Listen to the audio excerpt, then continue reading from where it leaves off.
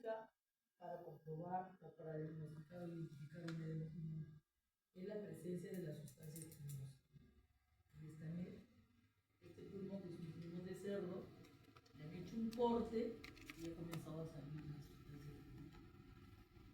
Como les digo, en una necropsia uno puede estar abriendo la tráquea y ya aparece esta sustancia pulmonar. En algunos animales inclusive se puede ver hasta por las fosas nasales, donde es abundante. Pero recuerden que esta sustancia espumasa es la unión o la suma del líquido más el aire, de forma facilitada con la sustancia surfactante. Y miren, estas burbujas de aire son difíciles de poderlas reventar, tienen estabilidad estas burbujas.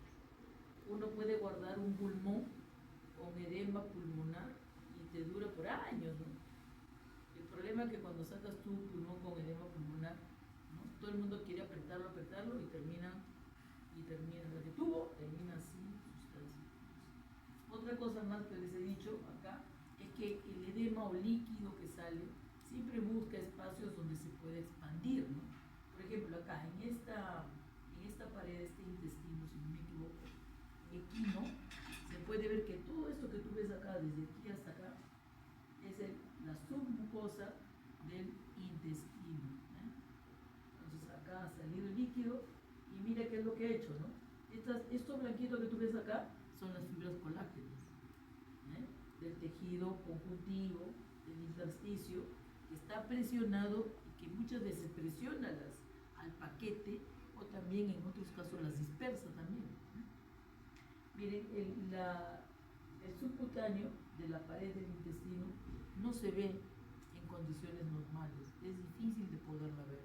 Sin embargo, con este edema que es bastante extremo, miren cómo se puede ver. Dice que es un líquido translúcido. ¿Qué significa translúcido? Que algunos dicen que es transparente, ¿no? Pero con un tinte amarillo, pero siempre translúcido o transparente, como quieran llamar. Bueno, acá es un perrito, un cachorrito, donde se le ha puesto en una posición erecta. Ustedes ven que el líquido, por la fuerza de la gravedad, siempre tiende a ir abajo. Entonces, si lo pones en su posición normal, el líquido estará pues en todo el vientre. Y si tú lo paras, pues el líquido baja, ¿sí o no?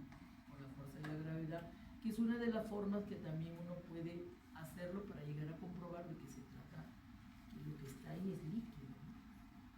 Se siente el movimiento. Y bueno, este líquido también se puede acumular tanto en la cavidad peritoneal como también acá en el espacio pericárdico, hidrotórax e hidropericárdico. Entonces, cuando se trata de líquido, acumulación de líquido, siempre vamos a utilizar el prefijo hidro, ¿no? Hidropericardio, hidrotórax, hidrocele, aunque en un hidrocele lo que se acumula se acumula en el hidrocéfalo. En el cerebro no se acumula líquido, sino lo que se acumula es el líquido cefalorraquídeo. Bueno, entonces ahí ustedes pueden ver. Ahora, cuando hablamos de edema cerebral, recuerden que en el cerebro no está afectado porque se eleva la presión endostática, porque se disminuye la presión oncótica. Recuerden que el cerebro tiene que protegerse de eso. Por eso tiene una barrera que se llama la barrera hematoencefálica. Entonces, el cerebro no puede estar expuesto a estos cambios de presiones, ¿ya? Entonces, para que ocurra un edema en el cerebro, ¿no? Hay otras situaciones para que esto pueda ocurrir, ¿no? Y una de ellas dice que este edema cerebral puede estar localizado o puede ser una lesión, dice, que se generaliza, ¿no? Como sucede en los traumatismos encefalocranianos, el TEC, según la naturaleza y la intensidad. ¿Qué es lo que vemos o qué características tenemos que reconocer para saber que estoy frente a un edema cerebral? Entonces, está hinchado, pero ya el hecho de que diga, está hinchado, pero tengo que dar características que me sustenten de que este cerebro está hinchado. Y lo primero que salta a la vista son que las circunvoluciones están más ensanchadas y los surcos se vuelven más superficiales, no tienen profundidad. Y bueno, esto de consignos de estar aplastado contra la bóveda craneana es difícil de poder ver. Bueno, yo nunca lo he visto, ¿eh? Y bueno, acá estos dos cerebros tienen edema. Este es de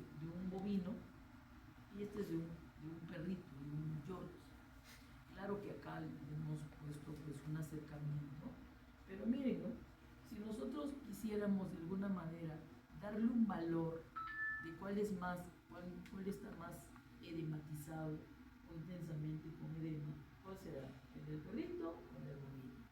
El perrito. Miren ustedes, las circunvoluciones están sumamente anchas, ¿no?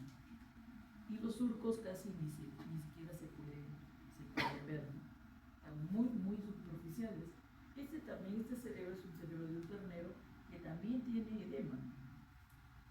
Las circunvoluciones están anchas, a los surcos todavía se pueden ver, y más porque están llenos de sangre, este también. Y esto ocurrió por un traumatismo encefalocraneal que le produjo fractura del cráneo con lesión del cerebro, ¿no? Las esquirlas o los fragmentos del hueso del cráneo se introdujeron en el cerebro, ¿no? Y cuando abrimos ya, pues el cerebro estaba que se caía por pedacitos, justo en esa zona donde se habían penetrado las esquirlas. Y murió muerte súbita. El perrito solamente gritó y todos se fueron a ver, el perrito estaba muerto. La dueña dijo, quiero saber quién lo mató a mi hijo. Bueno, la cosa es que yo necesariamente murió instantáneamente, después que recibió el golpe, murió rápido. Pero nadie sabía nada, solamente decían que el perro había gritado. Pero ha habido algo que le ha presionado. No sé si habrá sido la punta de la puerta o algo, que le introducido un yorkie. Habrá metido la cabeza. Bueno, esto es un ejemplo de una hidrocefalia, ¿no? La acumulación de líquido en los ventrículos laterales del cerebro. Ahora, chicos, también es, además de ser importante de poder identificar esta hidrocefalia, también veamos los efectos que produce esta acumulación de líquido cefalorraquídeo en los ventrículos laterales. Como hay una falla en el drenaje de este líquido cefalorraquídeo porque tiene que circular, entonces como se acumula en los ventrículos laterales, entonces ¿qué es lo que pasa? El líquido que se acumula comienza a presionar al cerebro. Y si sigue acumulando, sigue presionándolo, lo sigue comprimiéndolo. ¿Hasta cuándo? Hasta lo que ustedes ven acá. Miren, este es el grosor del cerebro, esto nada más. Yo creo que está más delgado que el grosor del cráneo. Este es el grosor del cráneo, este es el grosor del cerebro. Entonces produce una atrofia por compresión. Y que en estos casos de la hidrocefalia, porque este es un recién nacido, y le ha crecido la cabeza, por supuesto que le ha crecido la cabeza, porque todavía la fontanela, todavía es una membrana, todavía persiste y le permite que la cabeza crezca. Entonces, uno no se da cuenta hasta cuándo, hasta que la cabeza le comienza a crecer, ¿sí o no? Lo mismo sucede con los niños que tienen hidrocefalia, ¿no? Cuando se da cuenta la mamá, cuando la cabeza le está creciendo. Y cuando la ve que se le está creciendo es porque ya hay una acumulación exagerada de líquido cefalorraquídeo que está comprimiendo y que le está produciendo atrofia del cerebro. Y por eso los niños tienen limitaciones para caminar, para hablar, para hacer un montón de cosas. Ojo que también aquí tú puedes ver este ojo, mira, el ojo del perrito está con la córnea más abajo y la esclerótica que se ve más. Claro, la acumulación de líquido también produce que pese más el cerebro. Y como pesa más, va comprimiendo también las estructuras. Este cerebro que pesa más va a sentarse sobre el quiasma óptico, lo va a comprimir. Y si comprime el quiasma óptico, ¿qué es lo que va a suceder? El perrito ya no va a así, se pone así. Inclusive también he visto un caso en el cual y eso que no tenía la cabeza tan grande, no escuchaba, estaba sordo y ciego.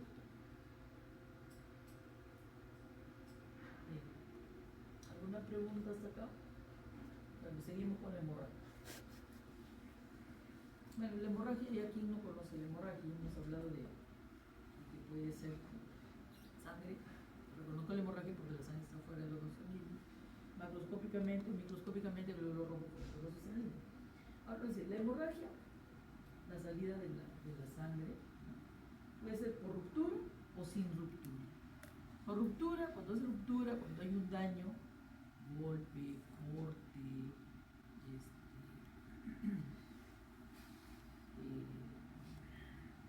erosión, ¿no? O sea, un daño directo al vaso sanguíneo va a producir la hemorragia. Pero también sin daño, es lo que nosotros hemos visto que se llama el mecanismo por diape, o sea, sin daño a la pared de los ojos, se llama diapetes. Uno por rexis, puede ocurrir cualquier daño directo al vaso sanguíneo, y el otro sin lesión por diapedesis, y que hemos visto eso sucede en la congestión, ¿no? En la congestión por diapedesis voy a tener. Ahora, la sangre también se puede acumular en cavidades o también salir al exterior, ¿no? Y sale al exterior por los orificios naturales, ¿no? Ahora, la clasificación de la hemorragia puede ser según el vaso, la ruptura de una arteria de una vena grande, por una lesión vascular, traumatismo, aterosclerosis, erosión inflamatoria, neoplásica. Algunos pueden ser suficientemente grandes para resultar mortales, como por ejemplo un aneurisma. Un aneurisma es una dilatación patológica de la arteria, y como está dilatada, ¿no?, la pared se vuelve más vulnerable, se puede romper. Si hay una elevación de la presión, entonces el vaso, como está tan frágil, se ha dilatado, se romperá y producirá una hemorragia que puede llevar a la muerte, ¿no? Un aneurisma. Los aneurismas, por ejemplo, en humanos hay aneurismas cerebrales, ¿no?, que muchas veces va junto con la migraña, ¿no? Por eso, los que sufren de migraña tienen que descartar si esta migraña tiene como causa los animales. En los animales, los aneurismas en el cerebro son escasos. Sin embargo, los aneurismas pueden ser adquiridos, no congénitos, y pueden ser por muchas causas, como parásitos, etc. Según la localización de la hemorragia, puede ser externa. Miren cuando es externa, cuando se elimina por un orificio natural. Por ejemplo, la epistaxis. ¿Qué significa la epistaxis? La eliminación de la sangre por las fosas nasales, nada más, nada más. En cambio, una hemoptisis nos dice que la sangre está saliendo por las fosas nasales, pero también nos dicen el origen de la sangre. ¿De dónde es la sangre? De los pulmones. La hematemesis, emesis viene de vómito, es un vómito de sangre. Necesariamente para hacer un vómito tiene que venir ¿de dónde? Del estómago. Se elimina por la boca, pero el origen de la sangre es el estómago. Hay otro también que se llama la melena, que es la eliminación de sangre digerida por las heces. Ya, sangre digerida por las heces. Cuando la sangre es digerida, el único sitio donde se puede digerir la sangre es en el estómago por el jugo gástrico. Y la sangre digerida ya toma un color marrón, ¿no?, así como la morcilla, como la sangrecita, como el relleno. Bien, creo que había otro término que no me acuerdo bien, que también es la eliminación de sangre viva, pero con las heces también. En cambio, la interna, la hemorragia interna, es la que se puede estar dentro de una cavidad, puede estar dentro del parénquima, también en el intersticio. Esta acumulación de sangre que es dentro del tejido, especialmente el tejido intersticial, le llamamos hematomas. Los hematomas. Los hematomas que te produces en el brazo cuando te golpeas o te chocas, etc. Es el hematoma. En algunos casos, en algunos países le llaman cardenal cuando son hematomas pequeños. Nosotros le decimos hematoma al grande, al pequeño, al chiquito, todos hematomas. Y en algunos sitios le llaman cardenal. Por si acaso, para que sepan, que están leyendo si que cardenal me he dicho la cosa. Ahora, la hemorragia, según su morfología, según la forma que toma, tenemos una que es bastante peculiar, que le llaman, que son hemorragias puntiformes, y aquí es la petequia, ¿no? La petequia es una hemorragia bien pequeñita, así redondita, pero que es del tamaño de la cabeza de un alfiler. equivale a 1 a 2 milímetros, que puede estar en la piel, que puede estar en las mucosas, en las superficies serosas o en las superficies de ciertos órganos, ¿ya? Ahí se denomina petequias. Estas hemorragias están asociadas a una presión, aumento de presión intravascular local, recuentos plaquetarios bajos como la trombocitopenia o una función plaquetaria defectuosa como el síndrome urémico o deficiencia de los factores de coagulación. Si esas hemorragias son mayores a 1 a 2 milímetros, ya no se llama petequial, sino se llama equimótica, hemorragia equimótica. En los cardenales, los cardenales, ¿sí? Mire, ¿cómo se le llama púrpura a hemorragias que son diminutas, ¿no? Pequeñas, redondas, que pueden ser de 3 milímetros, pero esas hemorragias puntiformes se van extendiendo, ya dejan de ser diminutas y van siendo extensiones de hemorragias, que sobre todo se ponen a nivel de la piel, al cual le llaman púrpuras. Puede ser por traumatismos, pero principalmente por vasculitis. La enfermedad de la púrpura hemorrágica, que puede ser fatal. La importancia clínica de la hemorragia depende de la cantidad y de la velocidad que se pierde la sangre. Volúmenes mayores del 20% puede llegar a ser mortal. Pueden ser lentas con cantidad. El lugar de la hemorragia también es importante. Por ejemplo, dice una hemorragia en el tejido subcutáneo puede ser trivial y no tiene importancia, pero una hemorragia en el cerebro sí puede producir la muerte porque aumenta la presión intracraneal seguido de una herniación cerebral. ¿Qué significa una hernia? La hernia es un desplazamiento, ¿no?, de parte de un órgano tejido que quiere salir por algún orificio. En el cerebro el único orificio que hay es el agujero magno. Imagínate una parte del cerebro que quiere salir por el agujero magno, y por el agujero magno ya están haciendo la médula espinal, que está cercana también a los centros vitales, ¿no?, que va a producir la muerte del animal o del paciente. Bueno, mire, ¿qué les parece esta hemorragia? Esta hemorragia tiene un nombre. Este es el corazón de un cerdo, de un cerdito joven, por deficiencia de vitamina E y selenio, le produce esta hemorragia, que la enfermedad se llama así, evocando esto que se ve ahí, se llama la enfermedad del corazón de mora, porque lo semeja a una mora toda la zona de mora. ¿Se acuerdan que pusimos deficiente de vitamina E y selenio para una calcificación? ¿Se acuerdan? En la clase de calcificación. Bueno, ese era en un ternero, pero este es en un cerdito, que provoca también la peroxidación de las membranas, no solamente del miocardio, de los cardiomiocitos, sino también de los vasos sanguíneos, y por eso produce la hemorragia. Este es un riñón, también de cerdo. Los riñones de cerdo anatómicamente son alargados, ¿no? Son largos y también comprimidos lateralmente. Miren, acá hay petequias y hay equimosis. Petequias porque tiene que ser del tamaño de la cabeza de un alfiler. Si sobrepasa ese tamaño ya se llama equimótica.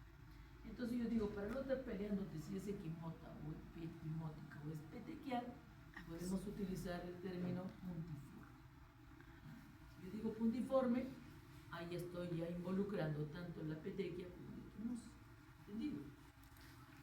Te voy a decir hemorragia puntiforme. Miren, ¿qué les parece esto? ¿Qué les parece esa fotografía? ¿Qué tipo de hemorragia es? ¿Interna o externa? Externa. ¿Cuál sería su diagnóstico? Epistaxis.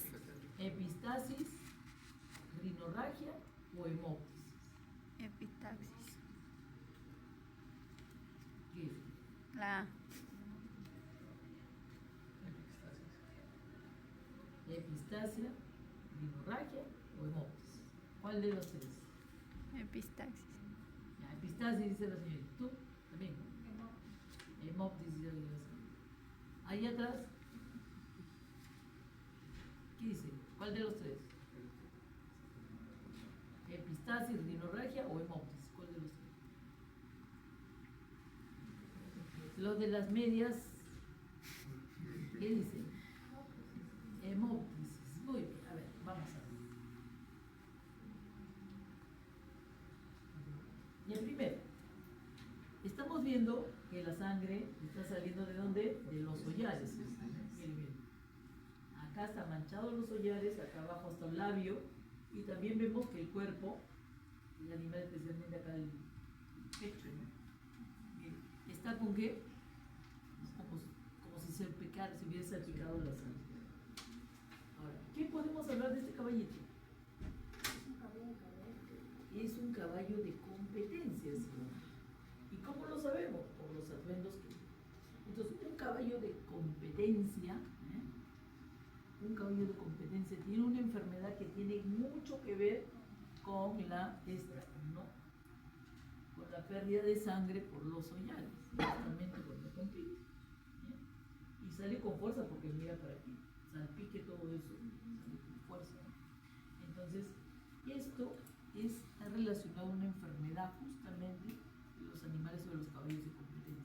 La enfermedad se llama hemorragia pulmonar inducida por el ejercicio. Eso quiere decir que esta sangre, ¿de dónde está viniendo? Del otro. Por eso, la respuesta correcta, ¿cuál es?